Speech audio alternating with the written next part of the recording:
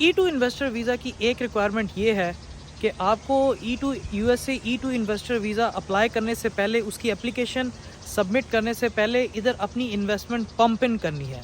अब उसके 3-4 तरीके हैं। आपको अपनी इन्वेस्टमेंट आप किसी भी बिज़नेस में इन्वेस्ट कर सकते हैं। उसके लिए आपको आप किसी के साथ पार्टनरशिप कर सकते हैं। आप कोई भी न्यू बिज़नेस ख़रीद सकते हैं। आप किसी बिज़नेस में शेयर्स ख़रीद सकते हैं, लेकिन उस शेयर की वैल्यू ऑलमोस्ट 151% होनी चाहिए, ठीक है। और अगर आप कहते हैं कि आपका किसी भी बिज़नेस, अगर आप एग्जिस्टिंग बिज़नेस ख़रीद रहे हैं या किसी के शेयर्स ख़रीद रहे हैं, 51% शेयर्स ख़रीद रहे हैं, और आपका बजट ऑलमोस्ट $50,000 है, मिनिमम $50,000 रिक्वायरमेंट है E2 वीज़ा की, अगर आप इधर USA में अवेलेबल हैं विज़िटर वीज़ा पे। तो अगर आपका बजट $50,000 है, तो उससे पहले आपको अपनी इन्वेस्टमेंट इधर के बिज़नेस के लिए शो करवानी है, अपनी स्टेटमेंट शो करवानी है। उसके लिए अगर आप चाहते हैं कि मेरा इतना बजट है और इस बजट में क्या मैं एलिजिबल हूँ E2 इन्वेस्टर वीज़ा के लिए कि नहीं, ये इसके बारे में हम आज आपसे बात करेंगे।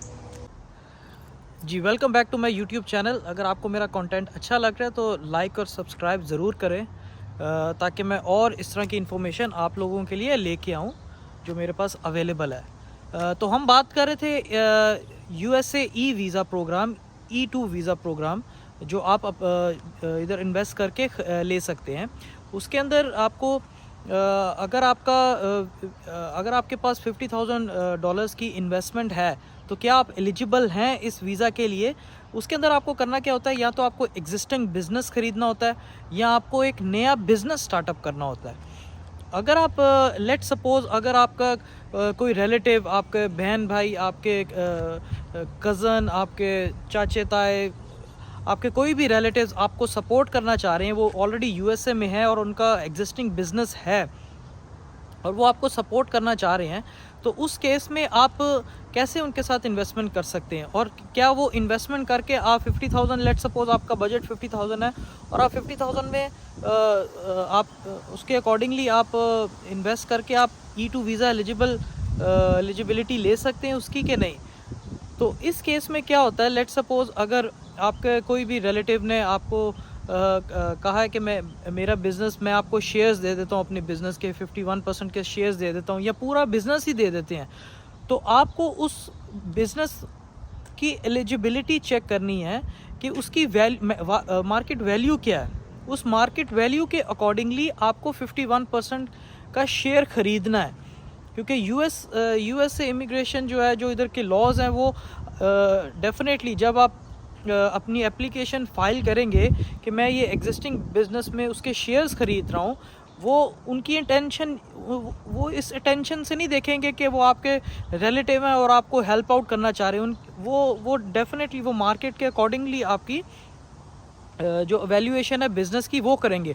लेट्स सपोज़ आपका बजट $50,000 है और आपके किसी भी रिलेटिव का, चाचे ताए, बहन भाई का, किसी का भी जो बिज़नेस की वैल्यू है उस टाइम के अकॉर्डिंगली $1 मिलियन है, तो डेफिनेटली अगर आप उसके 51% शेयर्स ख़रीद रहे हैं, तो वो $500,000 से ज़्यादा होंगे। और जब आप और आपका बजट $50,000 है, तो जब आप उसको अप्लाई करेंगे फॉर्म के लिए, तो इमीडिएटली आपका वीज़ा रिजेक्ट हो जाएगा। ये बहुत मिस्टेक्स करते हैं लोग, इस मिस्टेक्स को आपने बहुत केयरफुल रहना है। तो इसलिए जो भी आपकी हेल्प आउट करना चाह रहा है बिज़नेस सेटअप के लिए, या आपको हेल्प आउट करना चाह रहा है E2 वीज़ा उसको अप्लाई करवाने के लिए, तो आपको वो शो करना है कि वो जो आप हेल्प आउट कर रहे हैं उनकी तो इंटेंशन अच्छी है। जो भी रिलेटिव है, चाचे ताए, खाला के बच्चे जो भी हैं, उनकी तो इंटेंशन अच्छी है, लेकिन जो US इमिग्रेशन है, डेफिनेटली वो फैक्ट्स एंड फिगर्स पे बिलीव करते हैं। वो उसी टाइम आपकी जो बिज़नेस है उसको इवेल्यूएट करेंगे कि ये बिज़नेस की मार्केट वैल्यू क्या है, तो उसके अकॉर्डिंगली आपको सबमिट करवानी है अपनी एप्लीकेशन, ठीक है। और डेफिनेटली जब आप किसी बिज़नेस को परचेज़ करने जाते हैं, उनका 100,000 का आपने अपने बजट के अकॉर्डिंगली $50,000 के अकॉर्डिंगली ही देखना है। मिनिमम रिक्वायरमेंट जो है वो $50,000 है अगर आपने E2 बिज़नेस वीज़ा के लिए अप्लाई करना है।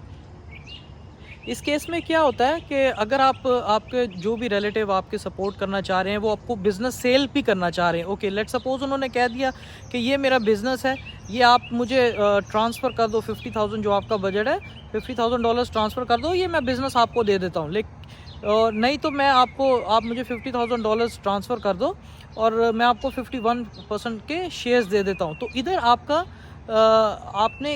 आप अपनी रिजेक्शन की तरफ जा रहे हैं, जो कि उनके रिकॉर्ड में आ जाएगा। इधर आपने ऐसा नहीं करना। तो आपने करना क्या है, या तो आप उसकी वो डेफ़िनेटली वो इवैल्यूएट करवाएँगे आपका बिज़नेस है कितना।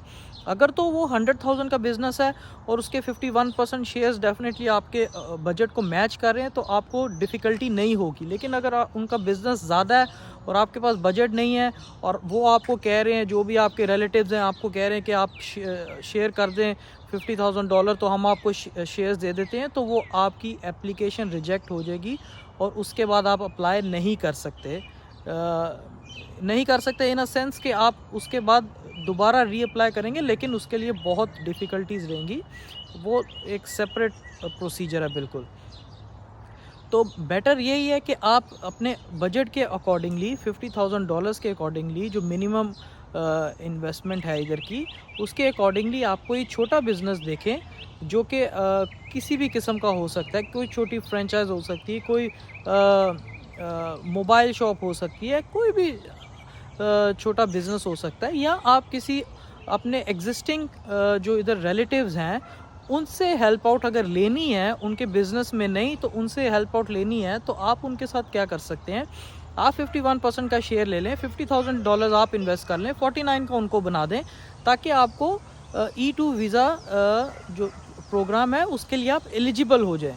इस केस में 49% उनको तो वीज़े की इशू नहीं है, क्योंकि वो ऑलरेडी इधर होंगे, लेकिन आप 51% के शेयर होल्डर बन जाएंगे और आप वीज़ा अप्लाई कर सकते हैं। तो thank you so much. Hope आपको ये वीडियो थोड़ी सी गाइडलाइंस मिली होंगी। डेफ़िनेटली कोई भी लीगल एडवाइस लेने से पहले आप किसी लॉयर से या अटर्नी से ज़रूर रब्ता करें।